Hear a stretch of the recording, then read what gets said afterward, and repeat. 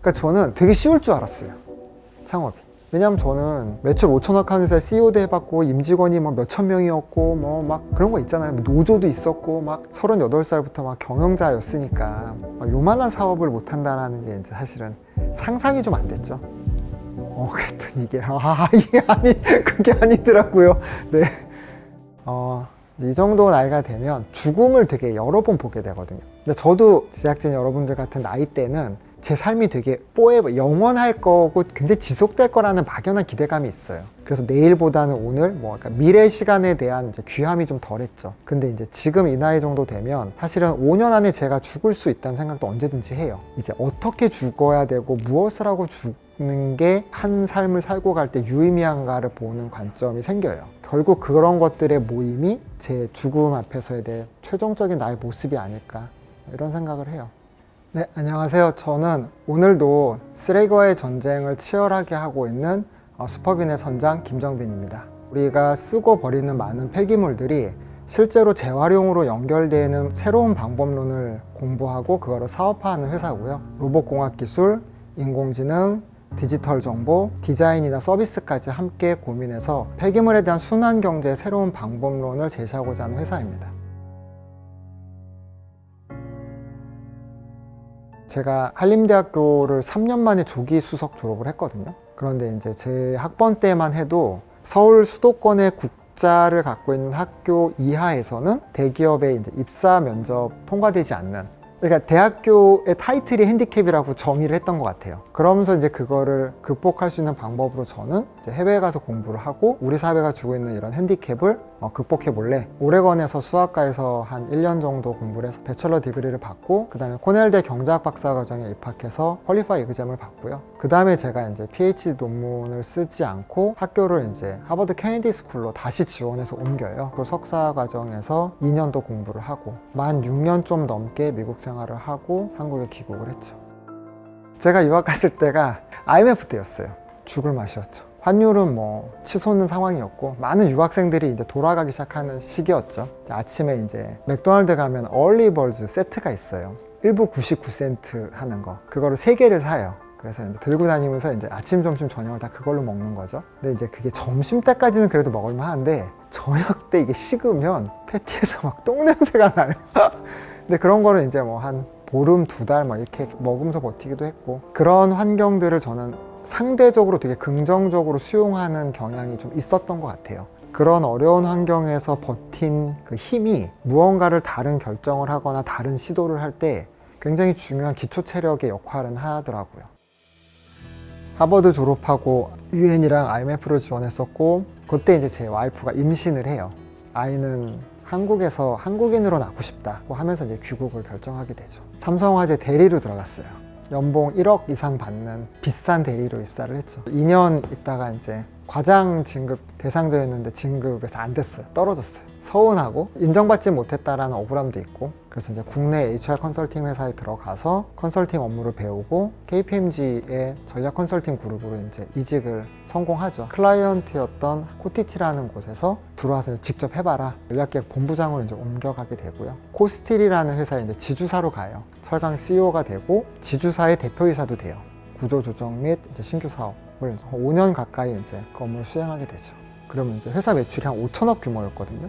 회사가 이제 영업이익이 예를 들어서 한 300억에서 500억 정도 한다고 예상을 하면 4,500억을 비용으로 쓰는 구조죠. 그럼 제가 5년 했다고 치면 제가 돈을 한 3조 정도 써본 거잖아요. 38살부터 한 42살까지 돈을 한 3조 정도 써보면 세상에 이 형태가 좀 보여요. 대기업 중심의 어떤 산업 구도를 이끌어가고, 거기에 이제 중소기업들이 벤더 구조를 형성하면서 이제 대한민국의 이 산업 구조를 이끌어온 동력이 있는데, 과연 더 지속될 수 있는가에 대해서 저는 두려움이 좀 있었던 것 같아요. 더 일을 하게 된다면 다음 이제 세대로 부상되는 스타트업에서의 역할론을 찾고 싶다, 이런 게 있었죠. 처음에는 저 액셀레이터로 먼저 창업했었어요. 창업가들한테 컨설팅도 해주고 투자도 좀 할 수 있는. 그런데 이제 후배 창업가들 중에 한 명이, 대표님은 하버드도 나오시고 CEO도 하셨고 전략 컨설팅도 하셨는데 창업은 해보신 적 없잖아요.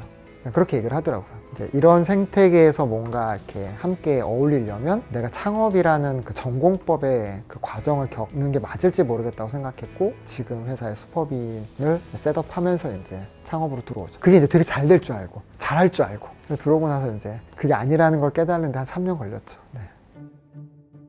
삼성화재 대리로 일을 할 때 지금 슈퍼빈의 네프론 같은 기계를, 유사한 기계를 이제 해외에서 구매해 와서 한국형으로 이제 그거를 시장에 공급도 하고 서비스를 했었어요. 근데 그게 이제 실패를 했죠. 기계를 만들 수 있고 제품을 만들 수 있는 인프라가 있지 않다면 이 서비스가 지속될 수 없다는 걸 이제 아는 거죠. 근데 그 당시에 도와주던 동료들이 있었을 거잖아요. 그들이 도왔던 것이 잘못된 결정이 아니었고 괜찮은 결정이었다라는 이야기를 제가 꼭 하고 싶었어요. 이 사업을 성공시켜서. 그래서 이제 그 아이템을 다시 꺼낸 거죠. 처음에 이제 네프론이라는 기계를 만들어서 사람들이 재활용품을 넣으면 그걸 기계가 매입해주고 저 사람들이 쓰면은 어떻게 반응할까라는 호기심이었다면, 그럼 이제 세상이 거기에 막 경험을 주고 지식을 가르쳐주고 뭔가를 이제 공유해주기 시작하거든요. 이제 와서 조금 정리가 된 거는 생각보다 지구는 굉장히 빠른 속도로 지구 환경의 생태계가 붕괴되고 있고, 그 원인의 1번은요 지난 100년간의 인구수의 폭발적인 증가예요. 그러다 보니까 이제 폐기물도 많아지고 에너지 사용량도 많아지고, 그러면서 이제 질병의 문제도 많아지는 거거든요.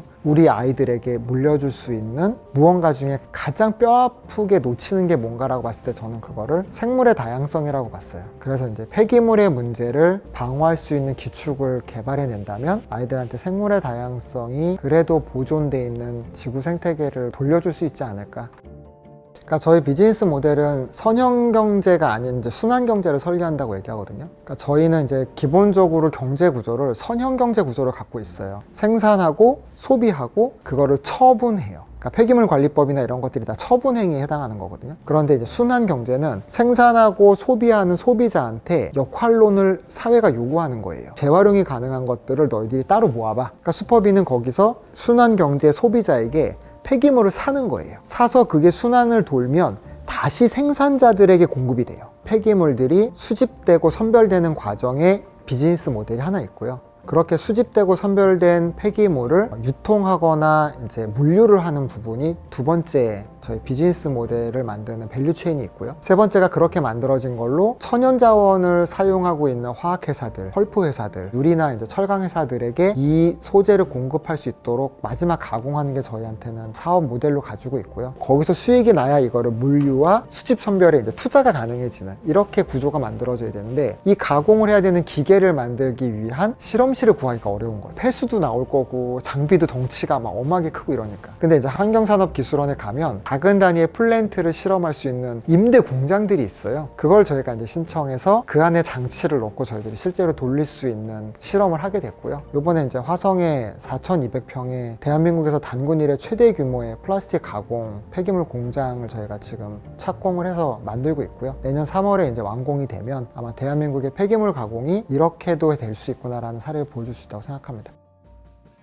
저희들의 꿈은 사실 되게 커요. 슈퍼빈의 비전은요, 도시를 설계하는 회사가 되는 거예요. 그러니까 실제로 도시가 설계가 되면 거기에 상수, 하수, 전기, 통신, 도로 이렇게 들어가거든요. 거기에 저희는 폐기물의 자원순환이 하나의 인프라로 들어가야 된다고 생각해요. 실제로 도시를 설계하는 단계부터 땅속에 매립이 될 수도 있고, 빌트인형으로 아파트나 또는 빌라나 또는 커머셜 빌딩에 들어갈 수도 있고, 슈퍼빈이 꿈꾸는 이제 앞으로의 사회는 조금 더 공존이 가능한 사회가 됐으면 좋겠어요. 그러니까 공존한다라는 거는 더 풍요로운 것만을 추구하는 게 아니라 조금 불편하더라도 또는 조금 양보하더라도 다양한 객체들과 다양한 주체들이 좀 조화로울 수 있는 그런 어떤 균형 상태가 유지되는 그런 거를 제공할 수 있는 기업인들, 이런 것들이 나오는 사회, 그리고 그걸 받아들일 수 있는 문화. 창업이란 선택지는 진짜로 가치가 크다고 생각해요. 근데 정말로 힘들어요. 그 무엇을 상상하고 들어왔건 그거보다 힘들어요. 그런데 그만큼 귀하다고 생각해요. 왜? 창업을 통해서 그 창업가나 또는 창업팀은 세상을 보는 관점을 갖게 돼요. 그러니까 내가 보고 싶었던 대로 나에게 닿아지는 대로 세상을 해석하는 게 아니라 실존하고 있는 세상을 볼 수 있는 렌즈를 갖게 돼요. 하지만 그 렌즈를 얻는 과정이 진짜로 쉽지 않다. 가장 큰 시행착오는 창업하기 전에 갖고 있었던 제 성공 경험이 있잖아요. 그거를 창업 생태계에 적용하려고 했던 게 가장 큰 시행착오예요. 누군가랑 얘기할 때 이제 막 울컥울컥 화가 나거나 막 이렇게 막 그럴 때 있잖아요. 창업가들 막 핍박받고 막 이러면 막 억울하고 막 이제 힘들 때 있잖아요. 그럴 때 이제 제가 하던 말이 그래도 내가 한때는 매출 5천억 하는 회사의 철강회사 CEO였어 라는 말이 나왔었거든요. 그 말을 더 이상 뱉지 않아도 될 때까지가 3년이 걸렸어요. 초기 스타트업은 그렇게 시스템과 방법론과 프로세스에서 움직이는 게 아니고 사람들 간의 연결과 연대에 의해서 일단 초기 모습이 세팅이 돼야 되거든요. 그 과정을 생략하고 시스템과 프로세스 기반으로 사업을 구축하려고 했던 게 저한테는 가장 큰 실기였어요.